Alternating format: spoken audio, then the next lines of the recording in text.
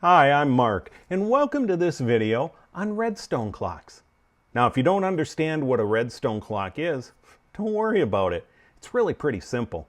All a redstone clock is a device that turns a redstone signal on and off repeatedly.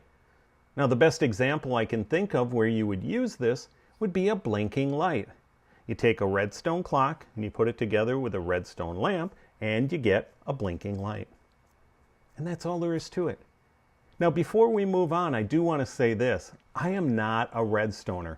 So what you're going to see are not perfect examples of how to build these clocks. Instead, they are good examples of the concepts of these clocks. And that's what I want you to take away, is the basics of how these clocks work. Once you understand that, you can build them in a way that works best for you. So let's get started. This first clock is called a torch clock. And that's pretty easy to understand since it's got all these torches. Now the whole idea is to string these inverters together into a circle. And it needs to be an odd number. So there's a little thought experiment for you. Why an odd number? If you know, leave a comment. So the idea here is to take these inverters, and you're saying, Mark, I don't understand what an inverter is. All right, I'll show you. It's three pieces. It's this redstone dust, it is this block, and it is this redstone torch. And what happens here is as this redstone dust gets powered, it powers this block, which turns off this redstone torch, which in turn turns off this dust, which in turn turns off this block, which turns on this torch, which turns on the... You get the idea. It keeps inverting the signal on and off. And you just put these in a circle. Now, one thing that's pretty cool about this is you can break it and then put it back together and it'll still work. That's not true of all these clocks. So also keep that in mind as we move through these 11 examples, is that some can be broken and put back together quickly. Other ones take a little more effort to get them running again. Now, we talked about a blinking light, so let's give this one a blinking light. And there you go. We now have our blinking light. Redstone clock, blinking light. Redstone clock, redstone lamp, blinking light. This next one is what's called a repeater clock. Now this is two repeaters that are put in a circle. Now, one thing that's interesting here is the fact that it's dead. It's not doing anything. Unlike this one, which has redstone torches that are active redstone signals, this one doesn't have that. You have to give it one. And the way we do that is just to click on and off to get that whole redstone signal started. I call this a jump start. We have to jump start this clock. And then it gets going back and forth. Now again, we can turn this into our blinking light. And there we go. Now if you don't understand how repeaters work, take a look at the wiki. It'll explain things a little bit better. Moving on, we have a repeater torch clock, or a torch repeater clock, one of the two. And the way this works is very similar to this repeater clock, except we've got a torch in here. Now that torch becomes our source of a redstone signal. So again, this one can be broken, put back together, and it'll start working again. Unlike this one that has to be jump started, this one doesn't.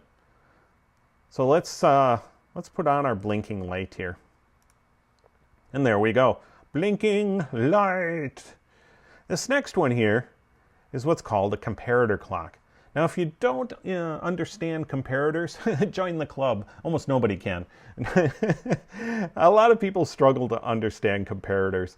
And the way this works, and I'll try to explain this as best I can, is that we set this on subtraction mode, which means that as this signal comes through here, it comes through, and when the signal gets here, it turns it on.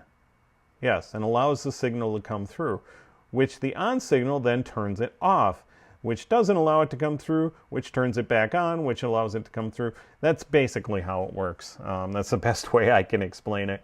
Again, if you want to know more about how a comparator works, go out on the wiki and it explains it quite well, and I still don't understand it. So let's put our blinking light on here. Now something interesting is going to happen when we put our blinking light on here.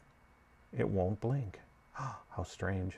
The reason is that this redstone signal is blinking on and off too fast for this lamp to flicker. So we're just going to turn that off. You can definitely use these clocks in other places. They have their reasons for existing, but one of them is not making a lamp blink. This next one is called a hopper clock. Now a hopper clock is fun from the standpoint if it takes and passes an item back and forth, back and forth, back and forth. If you look here, you can see the hoppers feed each other. So as an item comes into this hopper, it puts it in this one, which puts it in this one. And that's what you're seeing with the dandelion going back and forth. What we can do then is we can use a comparator to sense if there's an item inside this hopper. If there is, the comparator will turn on. If there isn't, it turns off. So what you're seeing is each time the dandelion comes into this hopper, it turns this puppy on. So we're going to give it our lamp, and now we have a blinking light. Next up is one that we're going to have a little trouble showing the blinking light for. This is called a despawn clock. And the way a despawn clock works is based on the fact that an item takes 5 minutes to despawn. So this clock runs in a 5-minute cycle. It's on for 5 minutes, then off for an instant. On for 5 minutes, then off for an instant. And you can invert that signal so it's off for 5 minutes and on for a second. But let's take a look at how it works. Up here we have a dispenser full of dandelions. Those dandelions get dispensed down onto this pressure plate. And the pressure plate produces a redstone signal.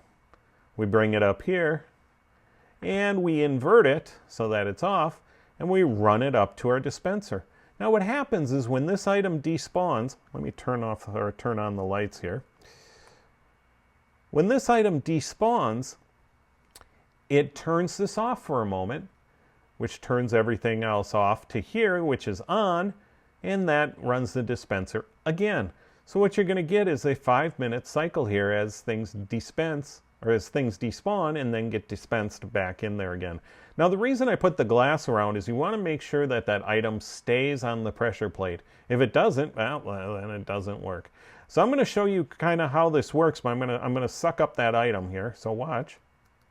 Sucked up that item, and now we put a new one down. Now we started that 5-minute cycle again. So we can put our blinking light on here, but it's only going to blink once every 5 minutes. If we want it off for 5 minutes, we go on this side, and we can do the same thing here. So now that one's going to be off for 5 minutes, that one's going to be on, and they'll switch off when that dispenser operates. Hopefully that makes sense. Next up is a piston clock. Now this piston clock is nice from the standpoint that you can turn it on and off. Flip the switch, it turns it on and off. Pretty convenient. Now the way this works is the switch, let's turn it on, the switch is feeding a signal in to this block. When this block completes the circuit, it turns on and inverts this signal. The signal comes into here, well, the lack of a signal comes into here, and the piston collapses. Now what happens is this continues to feed power in, it gets inverted, and the power opens up the piston, which completes the circuit, which starts that whole cycle over again. If you sit and stare at this long enough, it starts to make sense, but explaining it on camera is a little more difficult. But again, it's completing the circuit that allows it to then invert and close the piston, which then fires this off again, which turns it on, and which opens up the piston again. Get it? Good. That makes one of us. Okay, well, let's turn on our blinking light here. We've made this a tradition, so we may as well continue the tradition. There's our blinking light. Woohoo! Now this next one up is one of my favorites just because it's kind of wonky, it's kind of goofy. This is called a minecart clock. And as you can see, the minecart's going around and around. And the reason it's going is because of this powered rail here. And that powered rail is getting its power from that redstone torch there. Now each time that the cart goes over this detector rail, it sends a redstone signal. So we can put our little handy dandy blinking light there, and we've got a hopper or a minecart clock. So that's pretty straightforward stuff. And I like the simplicity of it myself. Next up is a 20-minute clock. You're saying, Mark, that's not a 20-minute clock. That's actually a daylight sensor. Well, that's true. But if you think about it, a daylight sensor is a 20-minute clock. It's on for 10 minutes, it's off for 10 minutes. It's on for 10 minutes, it's off for 10 minutes. Now you notice I took two outputs here. If I put a lamp on each of these, you can see that one's off, one's on. When it turns to nighttime, this one will turn on and this one will turn off on a 20-minute cycle. Pretty straightforward, but it can be very useful to have a clock of that timing. And this is the big secret here, the inverter. Let me turn off the rain. Who'll stop the rain? Okay, hopefully you understand this one. It is blinking, just very slowly. Okay, next up, we've got a web clock. I think that's what they're called, web clocks. These are kind of cool, but a little more complex. But what they do is they operate on the fact that an item takes a long time to fall through webs. And you can see it slowly moving down here. The more webs you put in this clock, the slower the period is. So what will happen when this item falls into this hopper, it's going to trigger the redstone signal. So let's watch here. Here we go. It's going to happen anytime. Watch those repeaters, and there they go. And now what it did is it fired another one at the top. So we got that brief signal. Let me pick these up. We got that brief signal, and that was it. So this lantern, or redstone lamp, will turn on, or redstone lantern. Sorry, I keep calling it a redstone lamp. Or is it a lamp? It's a lamp. Sorry. Okay. Sometimes I don't think so clearly. Anyhow, this is going to turn on once every time this item drops in here. So let's watch it because it's almost done. And then I'll go through the circuit with you. Okay, come on, fall. Come on, you can do it. Our light's going to light. Watch this. There was our light. Now, one of the things I did here is I added some niceties. When this hopper gets full for just a moment of that dandelion, it feeds a signal through this comparator, which goes to this repeater, which then gets inverted and goes climbing up this tower and triggers this dispenser. This dispenser drops an item through the web. Is this? Yeah, that's a dispenser. Wanted to make sure it wasn't a dropper. The item falls through the webs, falls into the hopper, which triggers the signal again. The signal goes around and triggers the next one. Now what I did here is I ran the hopper into a dispenser. What that does is it gets rid of that item in the hopper. Now you think about it, this has to happen. If you don't get rid of the item in the hopper, this comparator is always going to sense it in there and it's always going to be on. And then the system will stop working. So you need to get rid of that somehow. You can put lava here if you want, or just spit it into a hole or something like that. What I did is I just had it spit out into this hole, which made it fly all over the place, which really didn't work. But put lava in there, it'll be gone. And that's how it works. This one I said is a little more complex. I'll back up here if you want to take a look at it and build one for yourself, and hopefully you'll understand how the concept works. Next one, a little easier to understand, and is actually our last one. This is a stream clock or a water clock. And the way this works is you put a dispenser at the top, you dump out items, they flow downstream, and they fall into the hopper. And just like the other one, when the hopper, when the comparator senses that something's in the hopper, it triggers the clock. Now, this one's pretty quick. As you can see, these are all the dandelions that were originally in there. So let me put those back in, and I'll show you how this works. Put a bunch of dandelions in here. Okay. So, you're saying, Mark, nothing's happening. That's because we have to prime the pump. So we put one in. Oops. Put one in. It fires off. And now this dispenses one dandelion. When the dandelion comes here, it triggers it again and dispenses another dandelion. Then it comes down here, triggers it again, dispenses another dandelion. And that just keeps happening over and over. So we can take our signal here and put it there. Now the neat thing about this is you can create different length clocks by creating longer or shorter streams. If we had a very short stream, it would be a very short clock. Really long stream, and it'd be a very long clock. So this one's really easy to adjust accordingly. One thing I did here is I dispensed of the extra items down in this chest.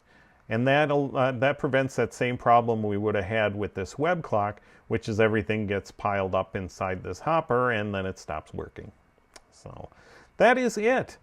That is 11 examples of different Minecraft Redstone clocks. So hopefully you learned some things. Hopefully you learn that I do ramble once in a while. And hopefully you learn that they're not super easy to understand, but they're not that hard to understand either. So if you enjoyed what you saw today, please leave a like or a comment or share this video with others. If you didn't like what you saw, keep that to yourself. Thanks for watching.